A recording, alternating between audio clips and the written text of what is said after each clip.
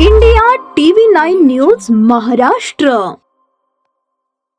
शिर्डी येथे देवदर्शनासाठी गेले असता महेश थोबडेनगर शेळगी सोलापूर येथील शिवानंद लिंगण्णा कडपगावकर यांचे अज्ञात चोरट्याने बंद घराचे कडी-कोयंडा कुलूप कशाच्या तरी सहाय्याने तोडून घरात प्रवेश करून घरातील लोखंडी तसेच लाकडी कपाटाचे लॉक तोडून कपाटातील सोन्याचे दागिने चोरून नेले।